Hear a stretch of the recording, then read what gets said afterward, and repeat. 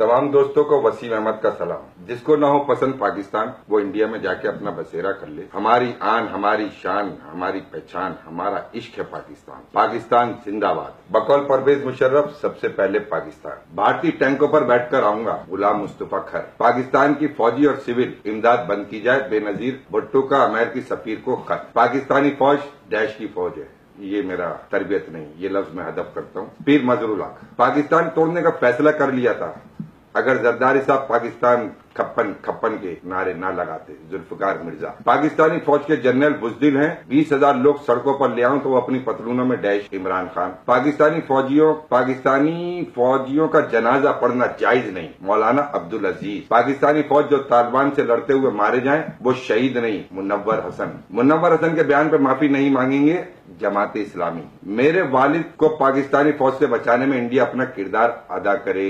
حسن نواز کا بھارتی وزیر اعظم کو خط۔ طیارہ بھارت لے جاؤ، پاکستان نہیں اترنے دینا۔ یاد رہے اس طیارے میں 200-250 افراد کے ساتھ آپ کے ملک کے آرمی چیف بھی سوار تھے۔ جناب نواز شریف۔ پاکستانی فوج نے پاکستانی کی ہڈیوں سے گوشت تک نوچ لیا ہے۔ پاکستانی غریب بھوکے مر رہے ہیں، فوج سارا بجٹ کھا جاتی ہے، مفلس قوم فوج کی عیاشیاں برداشت کر رہی ہے۔ خواجہ آصف، یاد رہے یہ وزیر دفاع ہیں۔ یہ بھٹو کا پاکستان ہے، قائد اعظم کا پاکستان ٹوٹ چکا۔ سہراب سرکی، سما چینل۔ میں پاکستان کو کبھی زندہ باد نہیں کہوں گا، جو پشتون اس کو زندہ باد کہتا ہے وہ بغیرت ہے۔ محمود خان اچکزئی۔ ہماری کردار کشی کرنا چھوڑیں، اگر ہم نے شروع کی تو پاکستان بننے سے لے کر اب تک کتنے جرنیلوں کی ہو جائے گی۔ آصف زرداری۔ مشرق پاکستان توڑنے میں فوجی ٹولے نے پورا کردار ادا کیا اور انہوں نے معافی بھی نہیں مانگی۔ آپ کے ملک کا وزیر اعظم نواز شریف۔ تو جناب کدھر ہے ہماری ISI؟ پورے ملک پہ چھائی ہے راہ ہی راہ۔ ان تمام بیانات پر نہ ہی کوئی گرفتاری ہوئی، نہ ہی میڈیا نے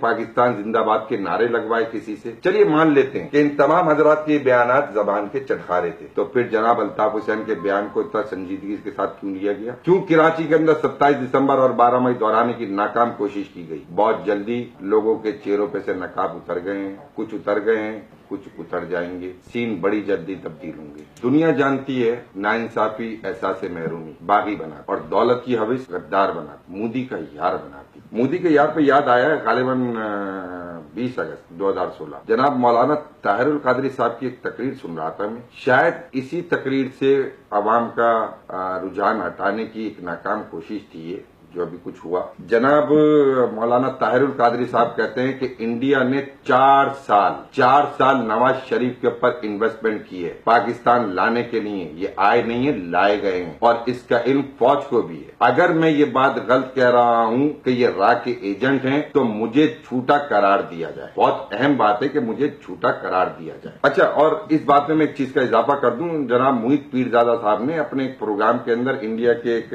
صاحب ہیں معروف رضا صاحب جو ٹائمز نو سے تعلق رکھتے ہیں، ان کا ایک انٹرویو کیا ہے، وہ کئی پاکستانی کے ساتھ پھنس گئے ہیں تو انہوں نے ایک اپنا بیان دیا کہ yes we are pretty much concern about Nawaz Sharif because our government is investing in Nawaz Sharif. Wow! اسلامی جمہوریہ پاکستان کا وزیر اعظم را ایجنٹ۔ اصل ڈیزاسٹر تو جناب یہاں ہے پاکستان کا۔ اسلامی جمہوریہ پاکستان کا وزیر اعظم را کا ایجنٹ، اور اس پہ کوئی کوریج نہیں، کوئی سنوائی نہیں۔ ہماری لا انفورسمنٹ ایجنسیز نہ اس کی تردید کر رہی نہ تصدیق کر رہی۔ اگر مولانا طاہر القادری صاحب غلط ہیں تو اس کی تردید یا تصدیق تو کی جائے۔ پھر اس سے پہلے جاسمین کے پروگرام میں ذوالفقار مرزا صاحب یہ بیان دے چکے ہیں کہ ملک پاکستان کا ایکس پریزیڈنٹ جناب آصف زرداری را ایجنٹ ہیں، میرے پاس ان کے ثبوت ہیں۔ تو یہ ملک میں ہو کیا رہا ہے؟ ہر طرف را ایجنٹ ناقابل برداشت ہے جو پاکستان کا دشمن ہے، چاہے اس میں میرا سگا ہی کیوں نہ ہو۔ تو جناب بحیثیت پاکستانی آپ بھی حق رکھتے ہیں، میں بھی حق رکھتا ہوں پوچھنے کا، ہماری لا انفورسمنٹ ایجنسیاں کہاں ہیں؟ وہ کون سی مجبوریاں ہیں جس نے ان کے ہاتھ باندھ رکھے ہیں؟ کیا پاکستانی قوم نے اپنی لا انفورسمنٹ ایجنسیوں کا morale بلند کرنے کے لیے جدوجہد نہیں کری؟ کوئی کمی چھوڑی بھی ہے؟ قوم کو کس لیے دھوکے میں رکھا جا رہا ہے؟ کمال ہو گیا پاکستان میں۔ پاکستان کا ایکس پریزیڈنٹ جناب آصف زرداری را ایجنٹ، پاکستان کا موجودہ پرائم منسٹر جناب نواز شریف را ایجنٹ، ہر طرف راہ ہی راہ کے نعرے لگ، راہ ہی راہ کی بات۔ تو پھر اس کا مطلب ہے میڈیا کا یہ بیان درست کہ x chief justice of Pakistan جناب افتخار چودھری اور ان کے ساتھ 5 ججوں کو انڈیا سے فنڈنگ ہوتی تھی، لیجیے جوڈیشری بھی بکتی۔ تو اس کا مطلب یہ ہے کہ پاکستان میں صرف واحد ایک شخص جس کا نام ہے Pervez Musharraf, ex chief of the army staff, x president of Pakistan वाहिद मुहिब्बुल वतन था, जिसको पाकिस्तान के मीर जाफर मीर सादिकों ने घेर कर गद्दारी का तोक पहना दिया ताकि पाकिस्तान में दोबारा कोई मुहिब्बुल वतन पैदा ना हो सके, इसलिए कि यही वो शख्स था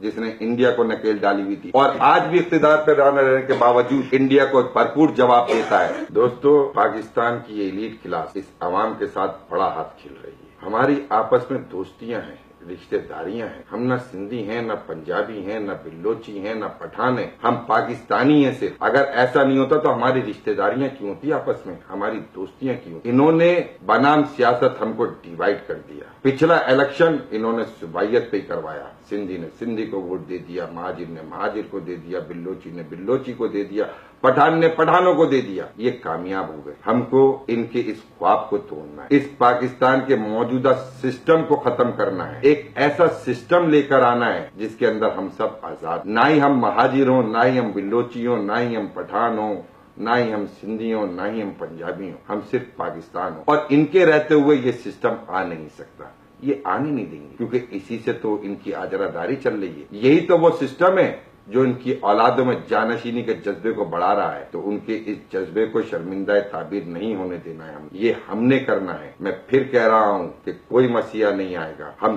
सबको बाहर निकलना है, ट्विटर और फेसबुक से बाहर निकलना है, इस सिस्टम के खिलाफ आवाज उठानी है, हमें अपना सिस्टम बनाना है। इस दुआ के साथ रुखसत कि अल्लाह पाकिस्तान की और इसकी अवाम की हिफाजत करे। आमीन सुम्मा आमीन।